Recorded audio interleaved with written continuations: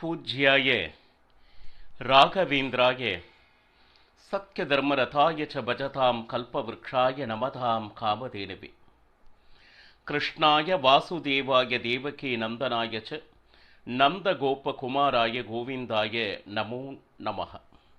ஐந்தாவது வேதம் என்று போற்றப்படும் மகாபாரதம் பார்த்து வருகிறோம். 12 வருட வனவாசத்தை முடித்த பாண்டவர்கள் இப்போ அஞ்ஞான வாசத்தில் இருக்கிறார்கள். ரைட். சுமார் 10 மாதம் அளவிற்கு எந்த விதமான பிரச்சனையும் எதிர்கொள்ளாது அஞ்ஞான வாசத்தை சுகமாக கழித்தனர் என்றே சொல்ல வேண்டும். யாருக்கும் எந்த தொந்தரவும் வராதபடி அமைதியாக சென்றது. வெளியே போரிடுவதற்காக வெளியே சென்ற கீச்சகன் உள்நுழைந்தான். உடனே சுதேஷனுடைய அண்ணன் அவன். இப்போ அவனுடைய பார்வையில் எப்பொழுது திரௌபதி பட்டாளோ அப்ப இருந்து பிரச்சனை ஆரம்பம். எப்படியாவது திரௌபதியை அடைய வேண்டும் என்கின்ற அந்த காம சிந்தனை கீச்சகன் மனதில் கொழுந்து விட்டு எரிய தொடங்கியது. ஆனால் அவன் எவ்வளவோ சொல்கிறான் திரௌபதியிடம், நீ என்னுடைய அரசி ஆகு, எனக்கு இருக்கக்கூடிய மற்ற மனைவிகள் அனைவரும் உனக்கு தாசிகளாக ஆக்குகிறேன், உன்னுடைய அழகிற்கும் சௌந்தரியத்திற்கும் நீ இங்கு இந்த சேவகம் செய்வதற்கு பொருத்தமானவளே அல்ல அப்படின்னு சொல்லிட்டு அவளுடைய மனதில் என்ன சொல்லுது, இதெல்லாம் சொன்னா அவள் நமக்கு அடிபணிவாள் என்று அவன் பாட்டிக்கு சொல்லிட்டு இருக்கு. ஆனா இதை எதுவுமே செவிமடுக்காது, பரஸ்திரியரை இந்த மாதிரி நீ பார்ப்பது மிகவும் தவறு, இதனால் நிச்சயம் உனக்கு மிகப்பெரிய பாவங்கள் வந்து சேரும், இதனால் உன்னுடைய குலமே நாசமாகும் அப்படிங்கிற உபதேசம் எல்லாம் திரௌபதி கீச்சகனுக்கு சொல்லு. ஆனா எந்த உபதேசமும் இவனுடைய காதில் விழவே இல்லை. காரணம் என்னன்னா அந்த காமம் அவ்வளவுதான். எப்படி சீதையை பார்க்கும் வரை ராவணன் அப்பாட்டுக்கு இருந்தான். எப்பொழுது சீதையை கண்டானோ அவனுடைய வாழ்க்கை வீழ்ச்சி ஏற்பட்டது. கடைசியில் அவனை அழிக்கவும் அது காரணமானது இல்லையா? அதே போல எப்பொழுது திரௌபதியை கண்டானோ இதுவரை எந்த போரிலும் என்ன சொல்றது தோல்வி என்பதை சந்திக்காத கீச்சகனுக்கு அந்த நேரம் அப்படி என்னன்னா அந்த காமவசம் என்கின்ற ஒரே காரணத்தினால் அவனுடைய வீழ்ச்சிக்கும் இது காரணமாகிறது. இதுதான் மகாபாரதம் எச்சரிக்கிறது. அப்போ வேறு வழியே இல்லாம சுதேஷ்னையும் என்ன செய்கிறார், அந்த மத்தியபானம் குடிக்க வேண்டும் என்று இருக்கிறது, நீ போய் வாங்கி வா அப்படின்னு சொல்லிட்டு யார திரௌபதியை சைலந்திரி என்கின்ற பெயரோடு இருக்கிறாள் இல்லையா அனுப்புறார். மற்ற யாரை வேண்டாலும் நீங்க அனுப்புங்களே அப்படின்னு சொன்னா இல்லை, நான் ஒரு காரியம் சொல்கிறேன், அதை செய்வதற்காகத்தான் நீ இருக்கிறாய். அப்ப என்ன ஆச்சு, இப்ப நான் இதை செய்ய மாட்டேன்னா அந்த அரண்மனையில இவ இருக்கவே முடியாது, இவள் வெளியே வந்தால் நிச்சயமாக பாண்டவர்கள் அனைவரும் வெளியே வருவார். அந்த மாதிரி ஒரு சந்தர்ப்ப சூழ்நிலை நெருக்கடி. வேறு வழியே இல்லாமல் என்ன சொல்லுது, சகல தேவதைகளை பிரார்த்தித்துக் கொண்டு சூரிய தேவனை பிரார்த்தித்துக் கொண்டு ஸ்தோத்திரம் செய்து கொண்டு நடக்கிறாள். இதை எதிர்பார்த்து காத்திருந்தவன் போல கீச்சகன் வா வா வா அப்படின்னு சொல்லிட்டு அப்போ வேற வழியே இல்லாம என்ன பண்ணா கையை பிடித்து இழுக்க தொடங்கினான். அவனுடைய பிடியிலிருந்து தப்பித்து சபை நோக்கி ஓடலாயினாள் திரௌபதி. ஓடிக்கொண்டிருக்கும் போது சபையில் அத்தனை பேரும் இருக்கிறாங்க பாருங்க. அதை பார்க்கும்படி அவளுடைய கூந்தலை பிடித்து இழுத்து கீழே தள்ளி தன்னுடைய காலினால் எட்டி உதைத்தான் மகாபாரதம். அந்த வாயில ரத்தமா வர்றது யாருக்கு, திரௌபதி. அதை கண்ட பீமனுக்கு அந்த கோபம் பாருங்க, அந்த கால் விரலை அப்படியே என்ன சொல்லுது நிலத்தில் ஊன்றி பற்களை நர நர என்று கடித்து கொண்டு கொஞ்சம் விட்டா கீச்சகனை அதே இடத்துல சம்ஹாரம் பண்ணி விடுவான். தர்மராஜன் பார்த்தான், கொஞ்சம் அவசரப்பட்டாலும், ஏன்னா 15 நாட்களே மீதம் இருக்கிறது. 12 வருடம் 1 வருட அஞ்ஞான வாசத்திற்கு வெறும் 15 நாட்கள். இதற்குள்ள இந்த விஷயம் நடந்து கொண்டு இருக்கிறது. வளலா, உனக்கு இங்க என்ன வேலை? விறகு வேணும்னா வெளியே போ, வெளியே போய் உனக்கு வேண்டியதை எடுத்துக்கோ, இங்க உனக்கு என்ன வேலை அப்படின்னு சொல்லிட்டு தர்மராஜன். என்ன அப்படின்னா, ஏதாவது செய்யணும்னா வெளியே போய் செய். சபையில் அத்தனை பேர் முன்னாடியும் செய்யும் பொழுது இவன் விறகு எடுப்பதற்காக வந்தான். இங்கெல்லாம் விறகு இல்லை, அவனை வெளியே அனுப்பணும். ஏதாவது தப்பு மாறி செய்வதாக இருந்தால் உள்ளே செய்யாதே, வெளியே செல் என்று சூச்சகமாக தர்மராஜன் கூறுகிறார். இப்போ எவ்வளவோ கேள்விகள் சபையினர் முன்னாடி கேட்கிறார். இதெல்லாம் நியாயமா? தர்மராஜனிடம் கேட்கிறார் மறைமுகமாக. என்னுடைய கணவன் பகடை ஆட்டத்தில் அனைத்தையும் இழந்தான் என்கின்ற ஒரு காரணத்தினால் நான் கேட்கின்ற நான் செய்த தவறு என்ன? பாருங்க, திரௌபதிக்கு இது முதல் தடவை அல்ல. அப்பேற்பட்ட அந்த அஸ்தினாபுரத்திலே துச்சாசனன் அவருடைய கூந்தலை பிடித்து இழுத்து அத்தனை சான்றோர்கள் பார்த்திருக்க மிகப்பெரிய அவமானம். ஏன்னா அரண்மனையை விட்டே வெளியே வராத ஒரு ஸ்திரீக்கு இவ்வளவு பெரிய அபமானமா? அது மட்டுமல்ல, தர்மராஜன் அந்த பகடை ஆட்டத்தில் அனைத்தையும் இழந்த பொழுது 12 வருட அந்த வனவாசத்தில் அவள் பட்ட துன்பங்கள் என்ன?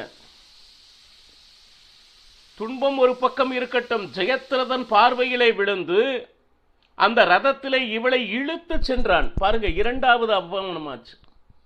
இதே போல கீச்சகனுடைய பார்வையிலே விழுந்து அந்த சபையிலே மற்றும் ஒரு அவமானத்தை சந்தித்துக் கொண்டிருக்கிறாள் திரௌபதி. அவள் ஓங்கி எட்டி உதைத்து உடம்பிலிருந்து ரத்தம் வந்து கொண்டு இருக்கிறதுன்னு மகாபாரதம் சொல்லுது. இப்ப இதெல்லாம் நம்ம சிராபம்லாம் விடுறதெல்லாம் ஒரு பக்கம் இருக்கட்டும், என்ன செய்வது என்று தெரியவில்லை திரௌபதி. இப்ப நாம திரௌபதி அல்ல, விராட்டராஜன் கிட்டே அவ்வளவு முறையிட்டுமே இது நியாயமா தர்மமா அப்படின்னு சொல்லிட்டு எவ்வளவோ தர்மத்தை எதிர்நோக்கி கேள்விகள் கேட்ட பொழுதும் விராட்டராஜனுடைய பதில் என்னவாக இருந்தது? உனக்கும் கீச்சகனுக்கும் என்ன நடந்தது என்று தெரியாமல் நாம் என்ன விளக்கம் தர முடியும், இல்லை என்ன தண்டனை தர முடியும்? முதல்ல தவறு யாரு பக்கம் என்பது வேற யாரும் இல்லை, அந்த கீச்சகனுடைய அந்த பலத்திற்கு இவன் அடிமை. விராட்டராஜன் எப்படின்னா வெறும் பகடை காய், அவ்வளவுதான். எந்த ஒரு போருனாலும் அந்த நாட்டிற்கு ஆபத்து என்றாலும் அந்த விராட்ட நகரத்திற்காக என்ன சொல்றது, போருக்கு செல்பவன் சேனாதிபதி யார் அப்படின்னா அவன் தான் கீச்சகன். சரி, திரௌபதி தன்னுடைய குறையை சபை முன் கூறினாலும் யார் ஒருவரும் அவளுக்கு அபயம் தருவதற்கு தயாராக இல்லை. மனது முழுக்க வழி பெருத்த துக்கத்துக்கு ஆளானாள். சரி, நேரா வரா அந்த புடவையெல்லாம் அந்த ஓடி சென்றதில் மண்கள் பற்று அழுக்காகி இருக்கிறது. சரி, அது மட்டுமா, அந்த வாயில் இருக்கக்கூடிய அந்த ரத்தம் அது பாட்டிக்கு வழிந்து கொண்டே இருக்கிறது. நேரா சுதேஷனை பார்த்தால், அம்மா என்னாச்சு?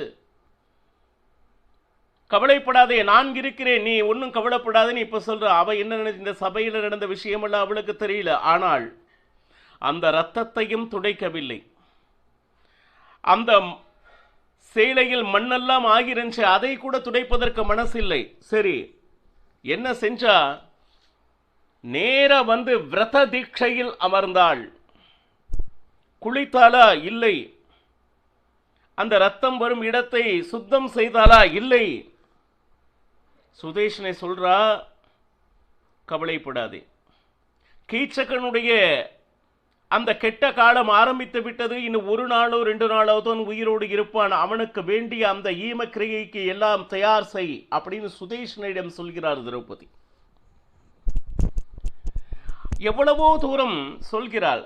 அம்மா எழுந்திரி, ஸ்நானம் செய், ஆகாரம் எடுத்துக்கோ. யாரு? தாசதாசியரை வந்து கேட்பது மட்டுமல்லாமல் சுதேஷனையே தானாக வந்து திரௌபதியிடம், சைலந்திரியிடம், எழுந்திருமா எழுந்திரு, எதுவா இருந்தாலும் நம்ம பார்த்துக்கலாம் அப்படின்னு சொல்லிட்டு சுதேஷனை எவ்வளவுதோ சொல்றோம். பாருங்க, இந்த கோபம் அப்படியெல்லாம் நீங்க நினைக்க வேண்டாம். இந்த கதை, மகாபாரத கதை யார் யாருக்கு சொல்கிறார்னா வைஷம்பாயனர். சரி, ஜனமேஜயனுக்கு சொல்லி கொண்டு இருக்கக்கூடிய இந்த மகாபாரதத்தை தான் நாம் கேட்டுக்கொண்டிருக்கிறோம். இதை கேட்டுக்கொண்டிருந்த அந்த ஜனமேஜயனுக்கே ஒரு என்ன சொல்லுது, சந்தேகம் வந்தது. மகாபாரதத்தில் ஒரு பெண் தர்மத்தின்படி நடக்கக்கூடிய ஒருவளுக்கு இவ்வளவு சோதனைகள்.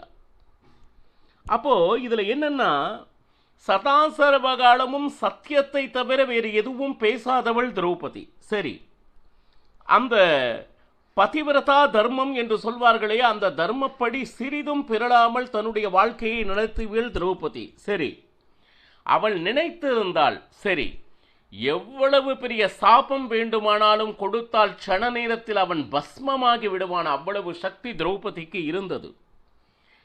துச்சாசனன், ஜெயத்ரதன், கீச்சகன் போன்ற கொடியவர்களெல்லாம் மாறி மாறி இந்த அவமானங்கள் நேர்ந்த பொழுதும் சரிங்களா, அப்போ எந்த விதமான சாபமும் கொடுக்காமல் அதை பொறுமையாக எதிர்கொள்கிறாள். அப்படின்னா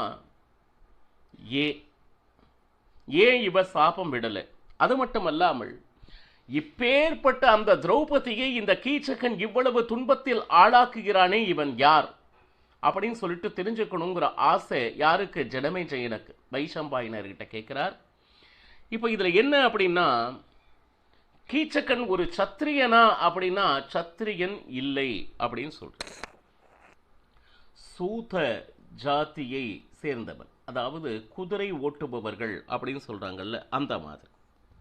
இதுல யார் அப்படின்னா பாருங்க, சத்திரியனுக்கும் பிராமண பெண்மணிக்கும் பிறந்தவன் அப்படின்னு சொல்ற. இப்ப இந்த இடத்துல என்னன்னு கேட்டீங்கன்னா, அந்த கீச்சகனுடைய தந்தைக்கு 2 மனைவிகள். சரி, ஒரு பத்னியினுடைய மகன் தான் இந்த கீச்சகன், மற்றவருடைய மகள் தான் யாரு? சுதேஷ்ணை. 2 பேரும் அண்ணன் தங்கை ஆகிறார்கள். சரி, இதுல என்ன விஷயம்னா, ஏற்கனவே விராட்டராஜனுக்கு திருமணம் ஆகி இருந்தது. சரி, ஆனால் அவன் முதல் மனைவி இறந்த காரணத்தினால் சுதேஷனையை கல்யாணம் செய்து கொண்டார்.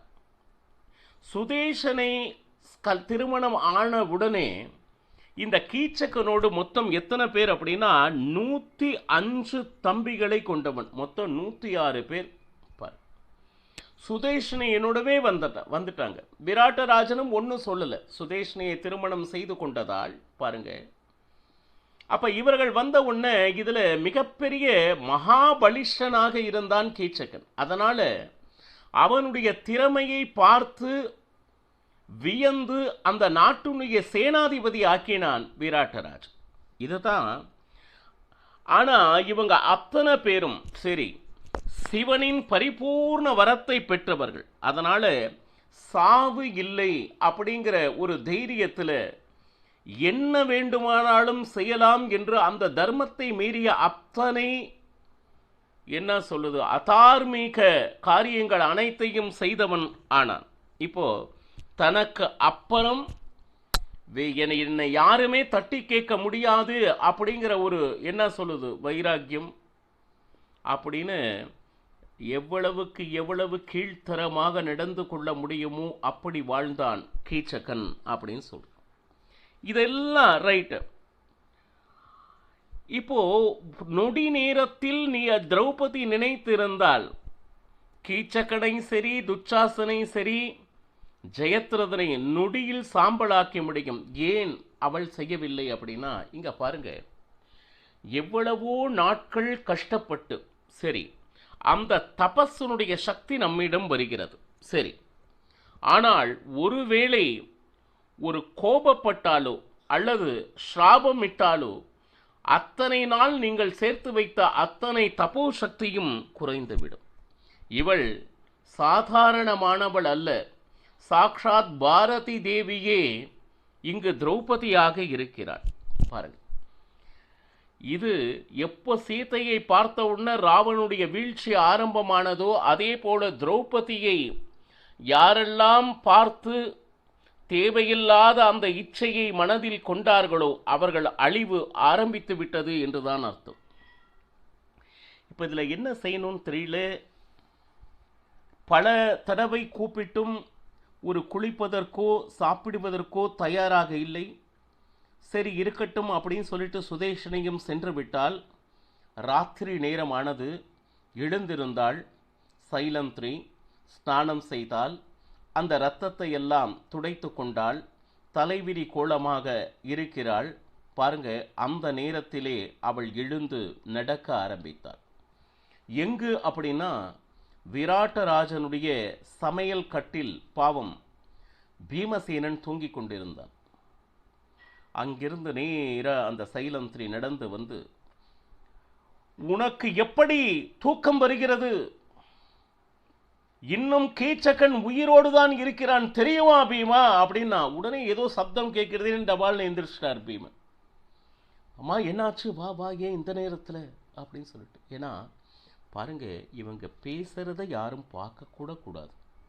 என்ன ஒரு ஒருவருக்கு ஒருவர் பார்த்து கொள்ள முடியாதபடி, தன்னுடைய சோகங்களை துக்கங்களை சொல்லிக் கொள்ளாதபடி எவ்வளவு சோதனைகள், ஒரு இக்கட்டான சூழ்நிலை. அப்போ அது எப்படி இருந்ததுன்னு மகாபாரதம் வர்ணிக்கிறதுனா, ஒரு ஆண் யானை பார்க்க பெண் யானை எப்படி நடக்குமோ அந்த மாதிரி நடந்து சென்றாள் திரௌபதி அப்படின்னு சொல்லிட்டு எழுதுறார். அப்போ பீமசேனனை, நீ என்ன செய்வியோ ஏது செய்வியோ தெரியாது, உன்னுடைய காலுக்கு கீழே கீச்சகனுடைய தலை இருக்க வேண்டும். என்னுடைய நிலைமை ஏன் இப்படி ஆச்சு தெரியுமா? தர்மராஜனுக்கு மனைவியானா இதுதான் நிலைமை. எந்த காரணத்திலும் எந்த ஒரு தாய்க்கும் தர்மனை போல ஒரு குழந்தை இருக்கக்கூடாது அப்படின்னு சொல்லிட்டு பீமசேனனும் திரௌபதியும் சமையல் கட்டில் பேசிக்கொண்டிருக்கிறார்கள். மேலும் என்ன நடந்தது என்பதனை நாளையும் பருகலாம். சர்வம் ஸ்ரீகிருஷ்ணார்ப்பணமஸ்து. ஹரே ஸ்ரீனிவாசா.